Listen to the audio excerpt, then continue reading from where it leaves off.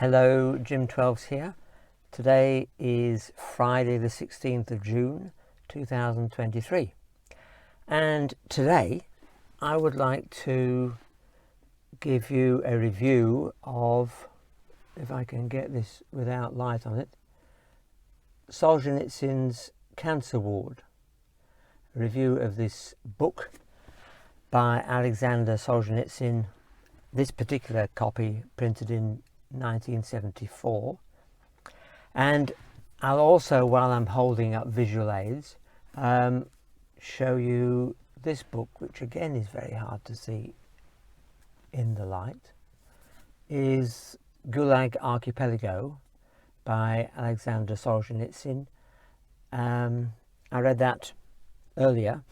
This I would call a documentary, a history, whereas Cancer Ward is definitely a novel and not to be confused with a history, although, and this is the beautiful thing about it, it's an allegory. I love that word, allegory. Anyway, here goes. Some reflections on Alexander Solzhenitsyn's Cancer Ward. Now, for the earlier book, the Gulag Archipelago, Solzhenitsyn did heaps of meticulous research, apart from being in a concentration camp himself for, according to that book, 11 years, but according to the Cancer Ward book, 14. So I'm not actually sure how long he was in a concentration camp himself. Anyway, he was in a concentration camp because he was, in inverted commas, a Russian, but opposed to Stalin. And anybody who opposed Stalin was basically put onto a train and taken off into exile. Now, the story of Cancer Ward it's an autobiography, really, of him, and he's allowed back into society because he's got cancer, and so he's admitted into a cancer ward where he'll be treated. When he got into the hospital, he was basically on death's door and really believed that he was about to die. Anyway, so the story is about his experience in this cancer ward. And I think that basically he describes the smallness of the ward, the distance between each of the patient's beds, and the space where the doctors and nurses had to walk. He's describing the cancer ward as a picture of the concentration camp. It's confined, it's closed, you're admitted and you can't get out. I think he's also using it as a picture of the Russian state, because the Russian state, I thought, was a little bit like the United States, where everybody was basically a European demography, but I thought that Russia was much more unified. But in actual fact, he describes all these people in the cancer ward as coming from different republics and different parts of Russia, and many of them not speaking the same language and struggling with Russian. I found that fascinating, to think that Russia isn't Russia. It's actually a collection of many, many republics. So when communism, inverted commas, fell, and you had the breakaway states in the West and also Ukraine, they were already with a distinct culture, so it was quite natural for them to just devolve into their own cultures, their own states. So I've talked about two things: the actual picture of the ward being the state or the concentration camps, or and also it's a picture of the various races. Next, I'd like to talk about the idea that when he was admitted into the cancer ward, it was to treat him. He was going to be cured.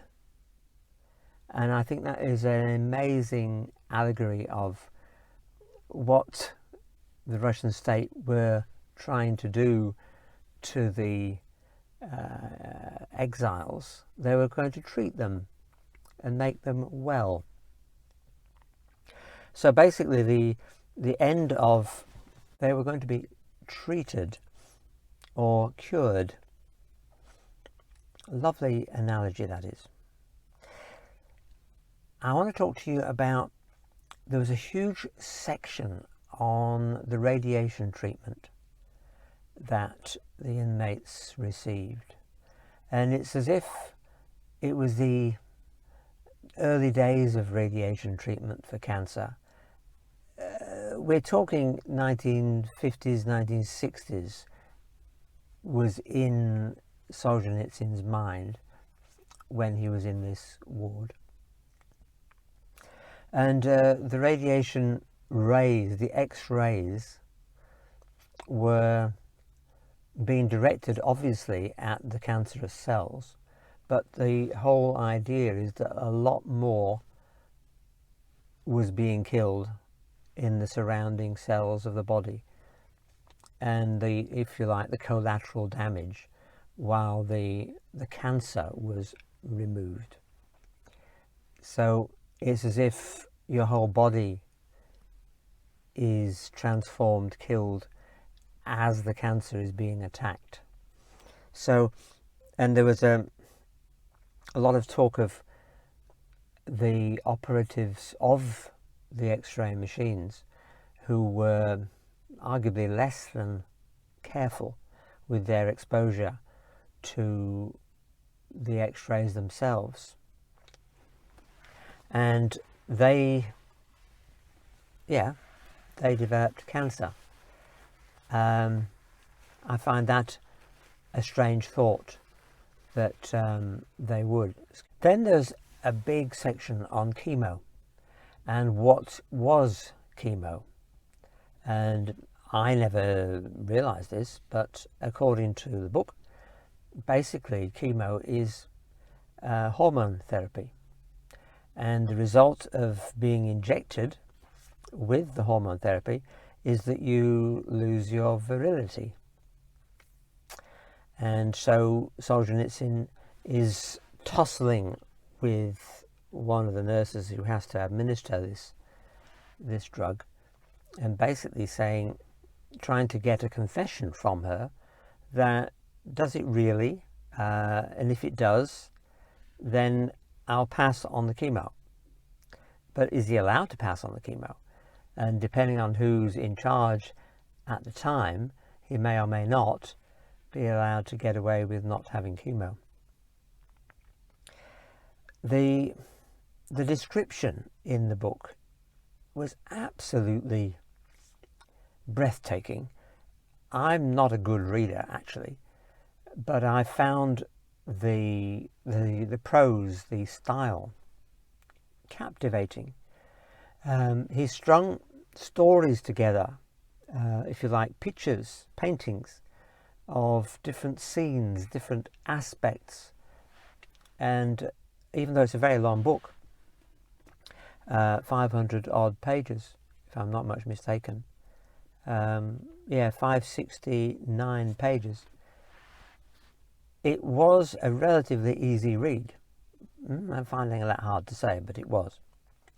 And finally, let me talk about his release. Yes, he was cured.